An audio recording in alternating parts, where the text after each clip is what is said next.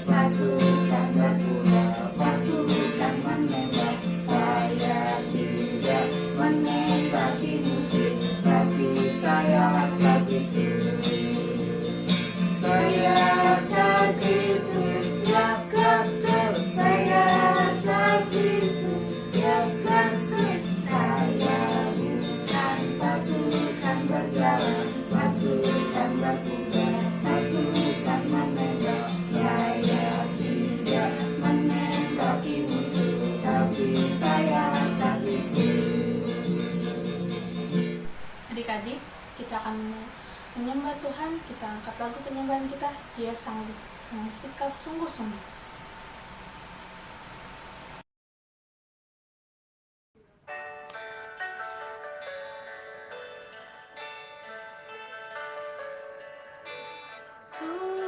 Yesus Tuhan, mulialah namanya. Yesus Allahku, besar kasih-Nya, dahulu, sekarang, dan sampai selamanya. Kasih-Nya tak pernah berubah. Yesus Tuhan, mulialah namanya. Yesus Allahku, besar kuasa-Nya, dahulu, sekarang, dan sampai selamanya. Kuasa-Nya tak pernah berubah. Dia sanggup, Yesus sanggup melakukan perkara yang besar. Dia sanggup, Yesus sanggup memulihkan yang terluka, menyembuhkan yang menderita. Dia sanggup memulihkan hidupku. Dia sanggup, Yesus sanggup melakukan perkara yang besar. Dia sanggup, Yesus sanggup memulihkan yang terluka, menyembuhkan yang menderita. Dia sanggup memulihkan hidupku. Semua lipat tangan, tunduk kepala, kita berdoa. Tuhan Yesus yang baik, kami akan mendengarkan cerita Alkitab.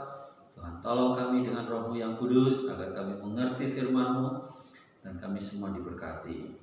Tolong hamba-Mu yang mendengarkan firman-Mu, dan juga anak-anak sekolah minggu, kami semua diberkati. Dalam nama Tuhan Yesus kami berdoa. Amin. Halo, ada di sekolah minggu. Kita jumpa lagi ya.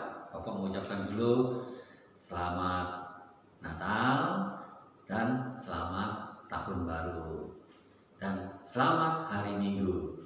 Kita jumpa lagi ya. Nah, kita akan mendengarkan cerita Alkitab. Nah, jadi siapa di sini adik-adik kalau mau makan berdoa? Ayo angkat tangan. Puji Tuhan. Terus kalau mau tidur berdoa juga. Siapa? Angkat tangan. Puji Tuhan. Nah, tentunya juga dalam banyak hal kita orang percaya, orang Kristen juga harus selalu berdoa. Kita berdoa itu sebagai bukti bahwa kita memohon pertolongan Tuhan. Ya.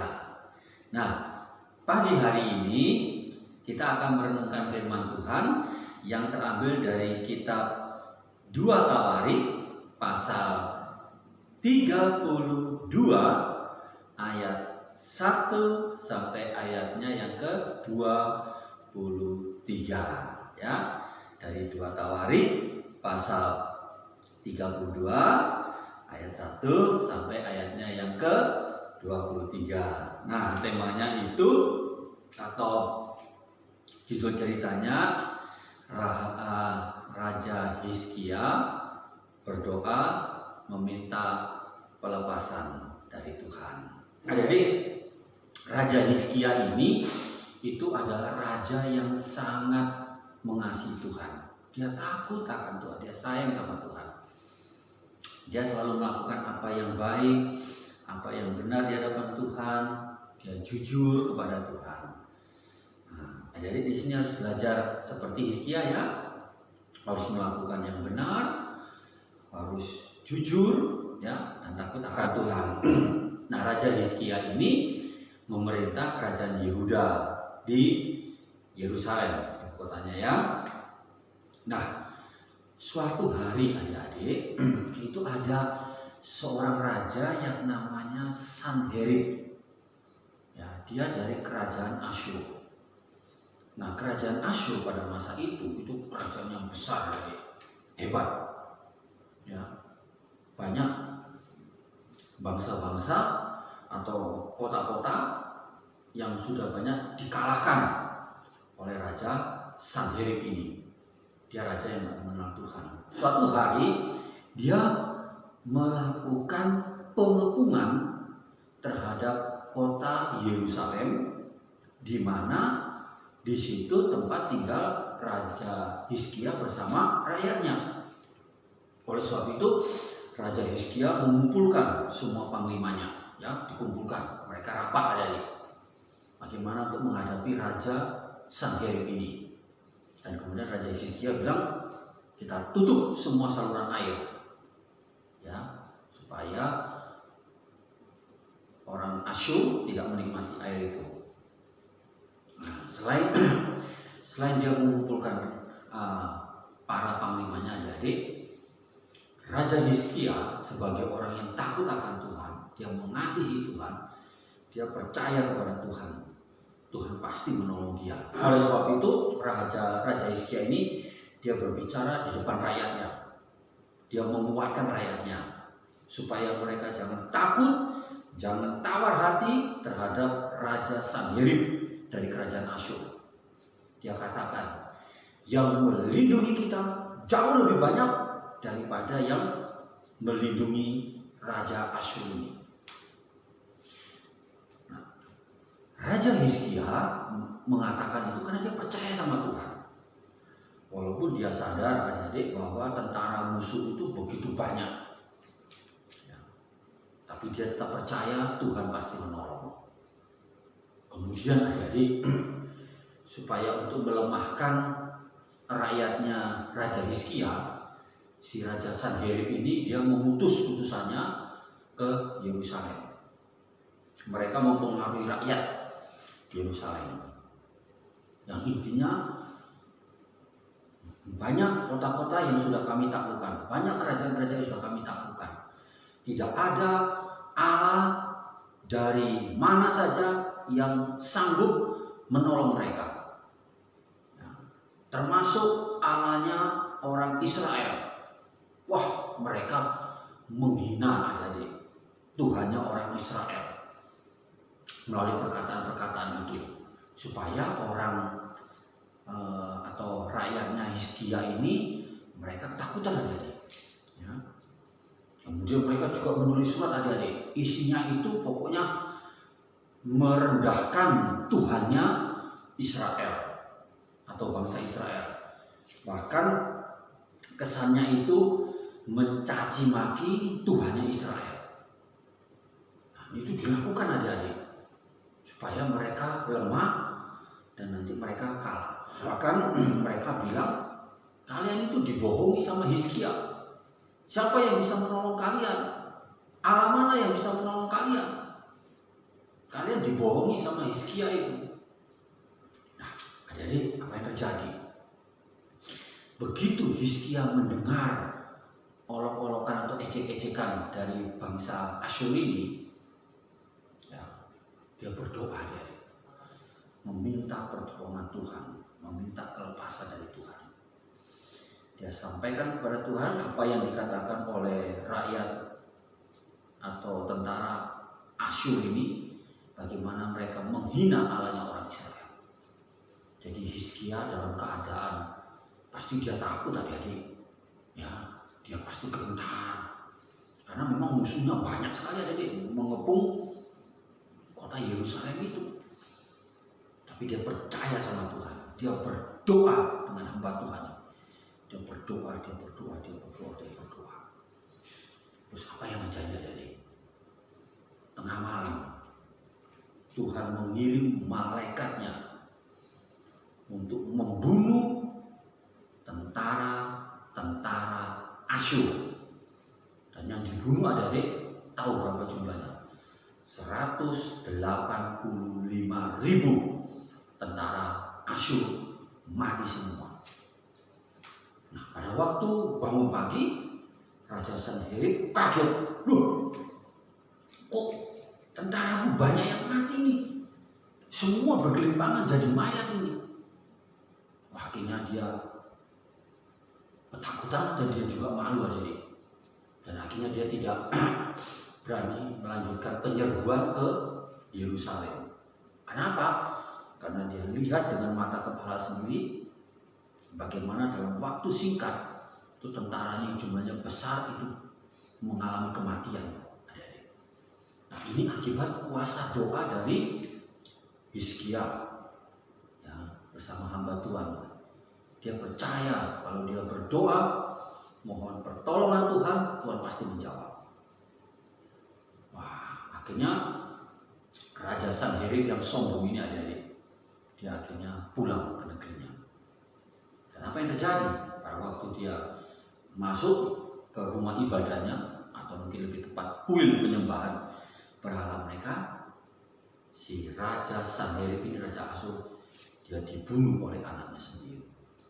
Ya, ini karena akibat dia sombong menghina Tuhan Allah, dan dia mati adik-adik.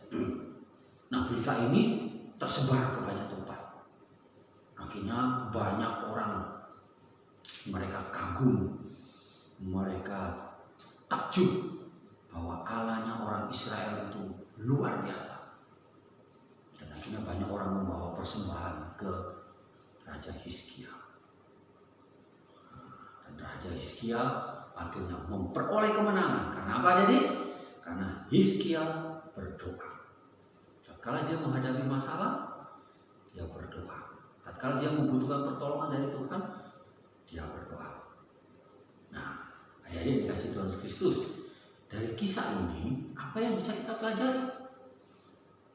Jadi adik-adik kalau punya kesulitan, pertama kali harus datang kepada Tuhan Yesus berdoa. Tuhan Yesus, tolonglah saya punya kesulitan ini. Kalau adik-adik mau mengharapkan sesuatu dari Tuhan, meminta sesuatu dari Tuhan, biasakan berdoa meminta dulu sama Tuhan Yesus. Jangan apa-apa langsung bilang sama papa, mama, belikan ini, belikan itu. Oh, itu tidak boleh langsung begitu, ya. Harus berdoa dulu. Tuhan Yesus, saya ingin beli ini. Tuhan, berikanlah berkat-Mu melalui papa atau mama saya. Tuhan, berkati kami. Amin. Nah, jadi harus begitu, ya. Kita harus mengutamakan Tuhan. Tuhan harus menjadi prioritas. Dia yang harus kita utamakan, kita andalkan dalam hidup kita. Nah, contohnya Hizkia tadi, dia punya tentara nggak banyak jadi, tapi musuh begitu banyak. Tapi Tuhan menunjukkan kehebatannya. Akhirnya musuh-musuhnya dikalahkan. Jadi Hizkia memperoleh kemenangan. Demikian juga dengan adik-adik. Kalau ingin memperoleh kemenangan, harus rajin berdoa. Ya, rajin berdoa ya. Jangan lupa itu. Nah, ayat hafalan kita itu dari Yakobus pasal 5 ayat bagian B. Ya, Yakobus pasal 5 ayat 16 bagian B. Nah, bunyinya apa? Doa orang benar bila dengan yakin didoakan sangat besar kuasanya. Oke, kita ulangi ya. Doa orang benar bila dengan yakin didoakan sangat besar kuasanya. Ya, jadi kita apa Adik? Yakobus pasal 5 ayat 16 bagian B. Oke, Bapak ulang lagi ya. Doa orang benar bila dengan yakin didoakan sangat besar kuasanya. Ya, oke, ingat ya, dalam segala hal kita harus berdoa kepada Tuhan. Kiranya cerita Alkitab ini memberkati adik-adik untuk selalu rajin berdoa kepada Tuhan. Ya, oke, sekarang kita berdoa ya, mengakhiri cerita ini. Tuhan Yesus, terima kasih untuk cerita Alkitab ini yang memberikan teladan dan juga contoh yang baik bagi kami. Seorang yang mengasihi Tuhan, taat Tuhan, yaitu Raja Hizkia, tatkala dia mengalami kesulitan, dia datang kepada Tuhan, dia berdoa, dia meminta pertolongan Tuhan. Dan Tuhan yang ajaib, Tuhan yang luar biasa, itu menyatakan pertolongannya tepat pada waktunya sesuai dengan cara Tuhan. Tuhan Yesus, ajarkanlah kepada kami dan juga anak-anak sekolah minggu untuk selalu rajin berdoa, berdoa kepada Tuhan Yesus, meminta pertolongan dan juga meminta perlindungan. Terima kasih, berkati semua anak-anak sekolah minggu. Dalam nama Tuhan Yesus, kami sudah berdoa dan mengucap syukur. Amin. Oke, selamat hari Minggu ya. Tuhan Yesus memberkati semuanya. Oke, dadah. Shalom adik-adik. Kali ini kakak akan memberitahukan tentang perbedaan bakteri dengan virus. Kan saat ini banyak ya penyakit yang disebabkan oleh bakteri dan virus. Perbedaannya apa sih? Nah, bakteri dan virus ini sama-sama makhluk hidup yang kecil dan dia itu hanya bisa dilihat oleh mikroskop. Kalau secara kasat mata dia tidak bisa dilihat. Nah, perbedaannya apa? Kalau bakteri itu hidupnya di mana-mana. Contoh, tempat sampah, di toilet, pokoknya dia di tempat yang kotor-kotor. Sedangkan kalau virus dia itu hinggap di tubuh manusia atau menumpang hidup. Contohnya seperti virus corona saat ini, dia hinggapnya menumpang hidup di tubuh manusia, yang mana dia menyerangnya langsung ke bagian pernafasan. Nah, bagaimana sih cara mencegahnya? Cara mencegahnya, adik-adik cukup dengan jaga kebersihan. Kebersihan apa aja? Kebersihan rumah, kebersihan diri. Kebersihan rumah dengan cara kita rajin bersih-bersih rumah, mengepel, nyapu, pakai Wipol, pakai disinfektan, dan sehabis dari berpergian keluar kita harus rajin cuci tangan, memakai sabun di air yang mengalir. Kenapa mesti pakai sabun, Kak? Karena sabun itu bisa mematikan kuman dengan cara mencuci tangan dengan air yang mengalir, tapi cuci tangannya yang benar ya adik-adik. Kalau misalkan sekedar doang, itu virusnya masih bisa nempel, tapi kita harus cuci tangan yang benar sampai dengan sela-sela jarinya, karena di situ bisa dia ngumpet. Nah, seperti itu. Dan nanti habis cuci tangan, kita melakukan aktivitas lagi bisa. Dan sehabis dari toilet kita juga harus cuci tangan. Nah, jadi adik-adik harus pintar-pintar jaga diri ya. Kita harus memakai masker supaya tidak terhindar. Nah, dan juga social distancing, jaga jarak, jangan bersentuhan, karena dengan bersentuhan dia bisa menular. Ya, begitu adik-adik. Dan kakak punya videonya, boleh ditonton.